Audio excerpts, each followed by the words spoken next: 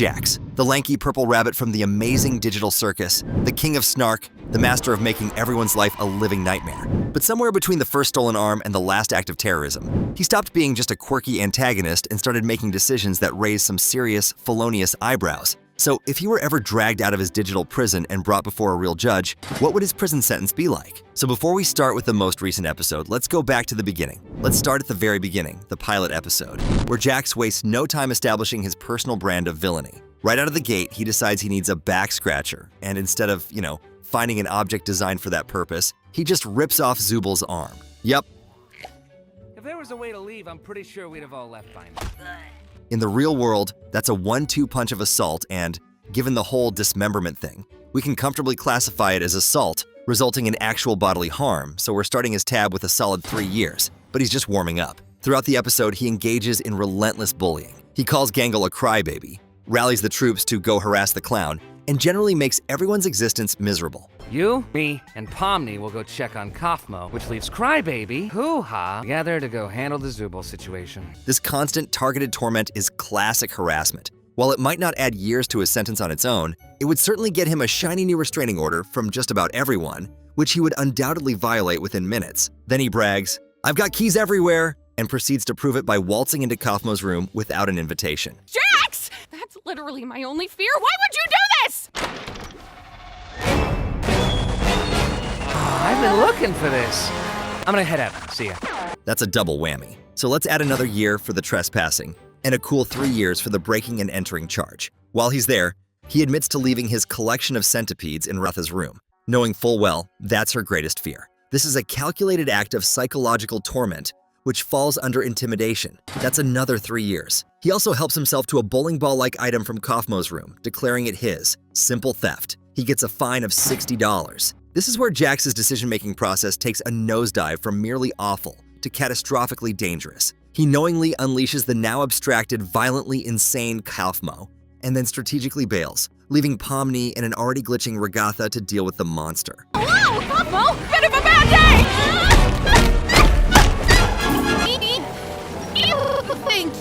Help me out here! This is reckless endangerment. He created a situation with a high probability of causing serious harm or death and just walked away whistling. That's a hefty 6 years right there. But why stop there? As Gangle and Kinger are precariously perched over a hole, Jax decides it's the perfect time for a little bowling. He hurls the stolen ball, striking Kinger and sending both of them tumbling into the abyss. This is using a heavy object as a weapon. Give you this. Whoa! We're looking at 2 counts of assault, and for the one against Kinger, it's aggravated assault with a deadly weapon. Let's be real. A bowling ball to the head is no joke. That tacks on another 10 years for the aggravated assault. He even finds time for one last petty act, shoving Gangle aside at the escalator with a smarmy, "Ladies first, nope." No, wait, why would I say that?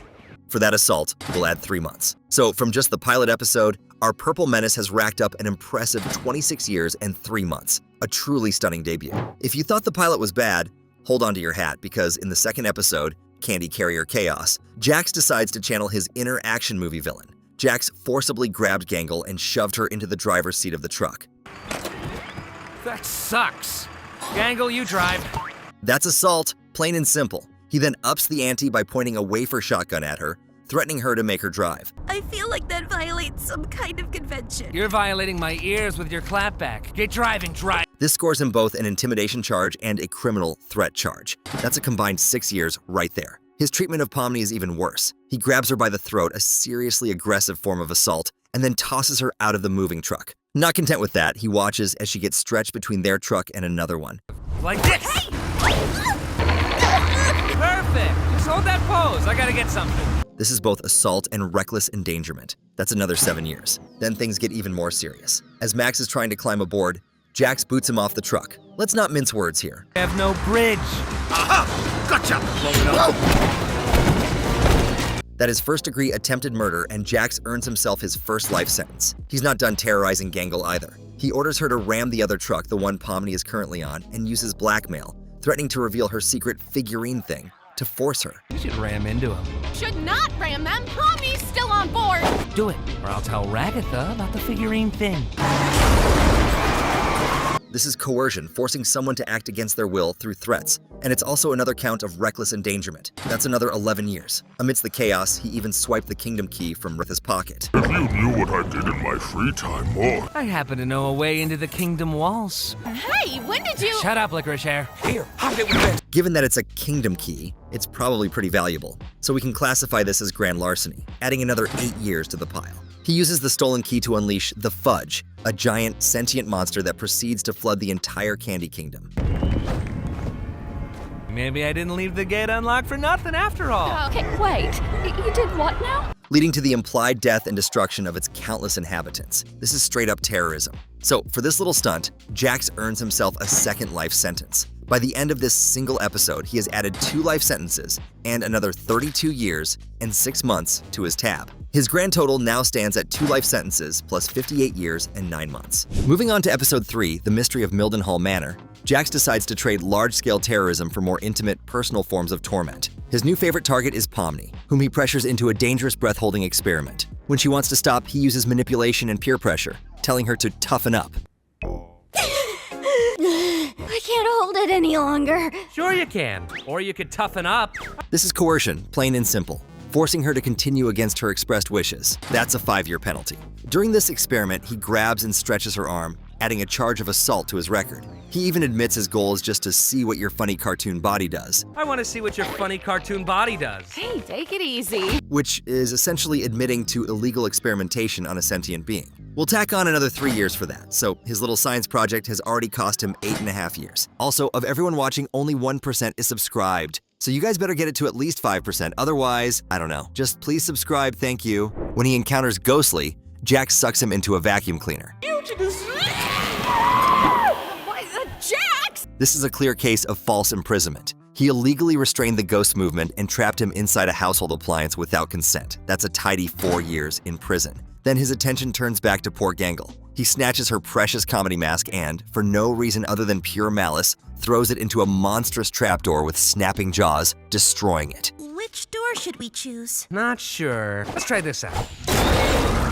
He threw an object into a dangerous active hazard, directly risking injury to anyone nearby who might have tried to retrieve it or been in the wrong place at the wrong time. This qualifies as both reckless endangerment and gross negligence. That adds a whopping 6 years for the endangerment and, let's be generous and say, 14 years for the gross negligence. By the end of this episode, he's managed to add another 29 years and 6 months to his sentence. His total is now a staggering 2 life sentences plus 88 years and 3 months. In episode 4, Fast Food Masquerade, Jax continues to prove that no situation is too mundane for him to commit a felony. The gang is trying to come up with an adventure, and Jax's contributions are, shall we say, less than constructive. During a friendly game of baseball, he swings and hits the ball directly into Gangle, striking her and breaking her comedy mask yet again.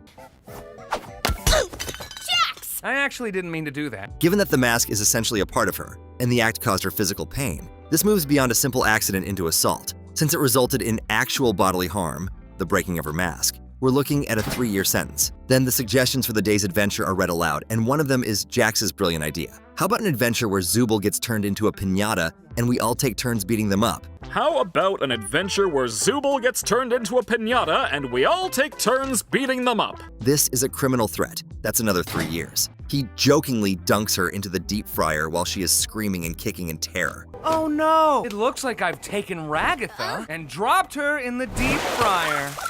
Let's be crystal clear. This is aggravated assault. It's a life-threatening act, and the law has very little patience for "it was just a prank, bro" as a legal defense. This single act of cruelty nets him a 10-year sentence. For a relatively short episode, he was brutally efficient, adding another 16 years to his prison time. This brings his running total to 2 life sentences plus 104 years and 3 months. By the time we reach episode 5, Untitled, Jax seems to have fully embraced his role as a menace to society. He begins the episode by stating he will kill Ragatha. Very much did not They're not enjoy that back one on. in the Really slightest. think you And brought if up we the ever do sense- anything It was even at the close time. to that again, Certainly then I'm never going say. to kill Ragatha. This is a flat declaration of intent, a clear criminal threat that earns him a 3-year sentence. During the Poacher's Paradise adventure, he takes his role-playing a little too seriously. He hunts down and kills an endangered red ribbon rhinoceros, which is clearly modeled after Gangle. He doesn't just shoot it. The show depicts him tearing into it with his teeth. Ah, just like Mom used to make.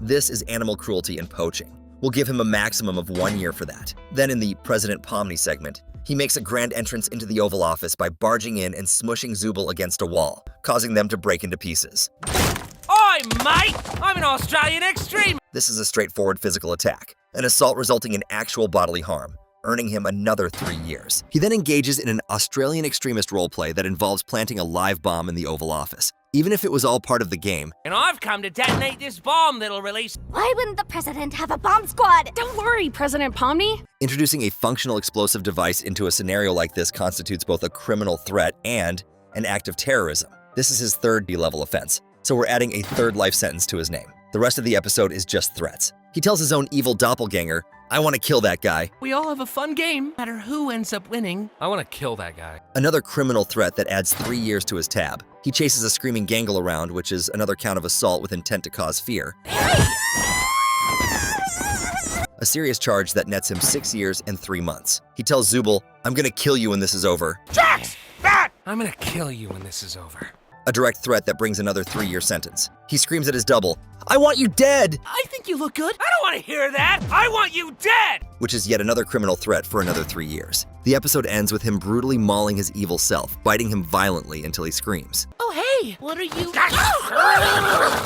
This is a savage act of aggravated assault, adding another 10 years to his sentence. In this single episode, he has managed to rack up another life sentence, plus 32 years and 3 months. The grand total now sits at 3 life sentences, plus 136 years and 6 months. And just when you think it couldn't possibly get any worse, episode 6, They All Get Guns, arrives to prove us all wrong. The entire premise is a shooter game where eliminating another character is the goal. In the real world, this is just murder. He starts by shooting Ragatha in the face.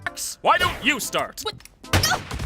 That's a life sentence for murder. He then torments Gangle by taking her mask and using it to manipulate her. Be on a team with Zubul. No, you're not. We've been together for every team adventure in the... A clear case of harassment that gets him 3 months. He then announces to the entire group, "It'll be my pleasure murdering all of you," It'll be my pleasure murdering all of you. which is yet another criminal threat of mass murder that adds 3 years to the pile. He gets up close and personal with Pomni, jabbing his finger into her forehead in a demeaning and physical way. And you are the one who hasn't figured that out yet. That's assault, for which he gets 1 month. Then the real carnage begins. He shoots Ragatha's hands off, then her head. Whoops, did I do that? We'll treat this as another murder, earning him a second life sentence for the episode. Then, with another gun in hand, Jax murders Ragatha multiple times, earning him a third life sentence. He then accidentally shoots Pomni during a firefight, eliminating her. Whoops, sorry. Legally, an accidental death during a crime spree is still murder, so that's a 4th life sentence. He fires at Gangle and Zubul as they flee, which counts as 2 separate counts of attempted murder, earning him 2 more life sentences. He engages in psychological warfare against Zubul, singing Daisy Bell outside their room. Daisy... Are you seriously gonna start singing that? For this targeted harassment, he gets another 1 month. Then, using his magic keys, he commits breaking and entering into Zubul's room, I have a key to Zubul's room. a crime that nets him 4 years. Once inside, he shoots and eliminates them, committing another murder and earning a 7th life sentence for the episode. Ow. Guess that's the end of that. Even after the game ends, he shoves Pomni away when she tries to hug him. Team. A final petty assault that adds 1 month to his time.